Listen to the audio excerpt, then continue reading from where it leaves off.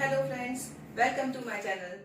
Friends, मैंने आपको अपने पिछले वीडियोस में डायरेक्ट इनडायरेक्ट के बारे में इंफॉर्मेशन दी थी और सारे रूल्स आपको समझाए थे। आई होप आपने वो वीडियो देखा होगा और आपको सारे रूल्स समझ में आ गए होंगे।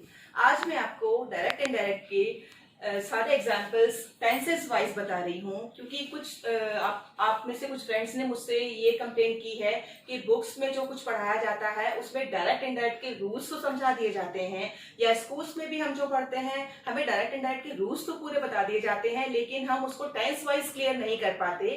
सारे टेंसेस एक साथ एक ही तरह से समझा करके वो हमें बहुत शफलिंग फील होता है कि हम ये टेंस समझे या ये टेंस समझे, हम उसको प्रैक्टिस नहीं कर पाते। तो इसीलिए मैंने अलग अलग टेंसेस के अलग अलग वीडियोस डायरेक्ट इनडायरेक्ट में बना करके आपके लिए तैयार किए हैं। तो चलिए आज डायरेक्ट इनडायरेक्ट में प्रेजेंट सिंपल टेंस ले रहे हैं। रूल्स मैंने आपको पहले वीडियोस में बताए हुए हैं, तो प्लीज सबसे पहले जाके उस वीडियो को चेक कीजिए और सारे रूल्स एक बार रिमाइंड कर लीजिए कि उसमें से कुछ भी चीज आपको भूला ना हो। चलिए, पहला सेंटेंस है, Harshit said to the mother, I like to play with this new toy. तो चलिए थोड़ा सा मैं आपको उन रूल्स को रिमाइंड करा देती हूँ। मैंने आपको सबसे पहला रूल ये बताया था कि डायरेक्ट इनडायरेक्ट में हमें टेंस चेंज करना होता है। अगर ये वाला हिस्सा पास्ट टेंस में है तो इस वाले हिस्से के, यानी जो इन्वर्टेड कॉमास के अंदर वाला हिस्सा है, टेंस उसी हिस्से का चेंज करना होता है, और वो भी तब चेंज होगा जब इन्वर्टेड कॉमास के बाहर वाला हिस्सा पास्ट टेंस में होगा, यानी सेड टू या पास्ट वर्ब शो कर रहा हो। तो यहाँ सेड टू लिखा है, इसलिए हम इन्वर्टेड कॉमास के अंदर वाले हिस्से को पास्ट टेंस में चेंज करेंगे। अब दूसरा रूल था कि कॉमा इन्वर्टेड कॉमास को हटाने के बाद दैट लगाया जाता है, जैसा कि आप यहाँ देख सकते हैं कि इन्वर्टेड कॉमास और कॉमा को हटा के दैट लगा दिया गया है। अब Harshit said to the mother, I like to play with this new toy.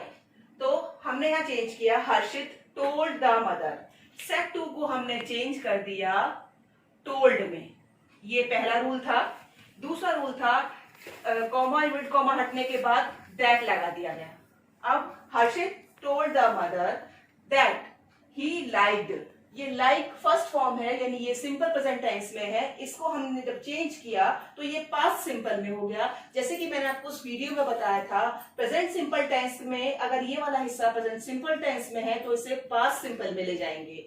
तो हमने फर्स्ट फॉर्म को सेकंड फॉर्म में चेंज कर दिया है, जैसा कि आप यहाँ देख सकते हैं, ये लाइक्ड है, यानी second form past simple tense.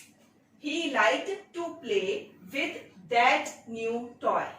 मैंने आपको ये भी बताया था कि कुछ रूल्स हैं टाइम को चेंज करने के लिए, जैसे कि दिस और दैट। दिस को हमने दैट में चेंज किया। ये रूल्स भी उस वीडियो में प्लीज जरूर चेक कीजिए कि हम किन वर्ड्स को दूसरे किन वर्ड्स के अंदर चेंज करते हैं। तो दिस जो है वो दैट में चेंज होता है। ये दैट अलग था जो इन्वर्टेड कॉमास को हटाने के बाद लगाया जाता है, लेकिन यहाँ जो दिस लिखा है उसके लिए हम दैट लिखेंगे, क्योंकि हम ये कहना चाहते हैं कि हर्षित ने अपनी मदर से कहा कि मैं इस नए खिलौने से खेलना पसंद करता हूं। तो जब हम चेंज करेंगे तो हम ये कहेंगे कि हर्षित ने अपनी माँ से कहा कि वो, यहाँ आप देख सकते हैं मैंने आपको सब्जेक्ट, ये हमारा जो सब्जेक्ट होता है सेंटेंस में, वो भी आपको मैंने चेंज करना बताया था कि कौन सा सब्जेक्ट किसके अकॉर्डिंग चेंज होता है। तो यहाँ पे आई जो है वो हर्षित के अकॉर्डिंग चेंज हो रहा है। आई हर्षित के लिए आया है, इसलिए हमने यहाँ ही लगा दिया। तो ही लाइक टू प्ले, वो खेलना चाहता था या उसे खेलना पसंद था विद दैट न्यू टॉय। अब हमने दिस को दैट में चेंज कर दिया, तो ये हो गया कि वो उस नए खिलौने से खेलना चाहता था।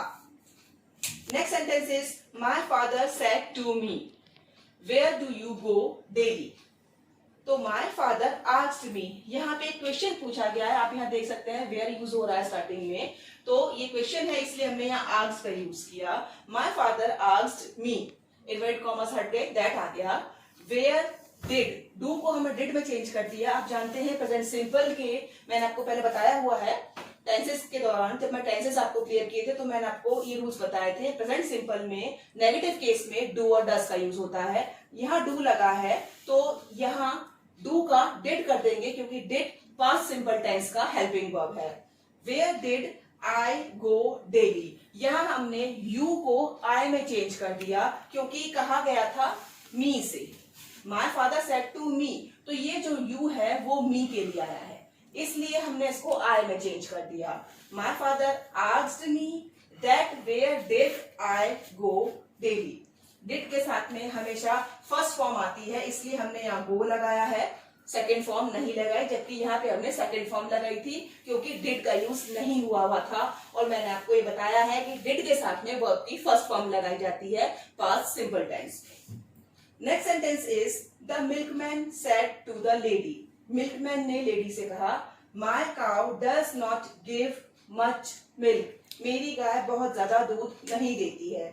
तो इसका हम चेंज करेंगे, the milkman told the lady that his cow. अब ये माय जो है वो मिल्कमैन है, इसलिए हमने यहाँ हिज लगाया है। That his cow did not, यहाँ डज नॉट था उसको हमने डिड नॉट कर दिया, did not give much milk.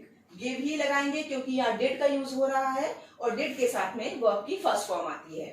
Next sentence is my class teacher said to me I want to explain this chapter today.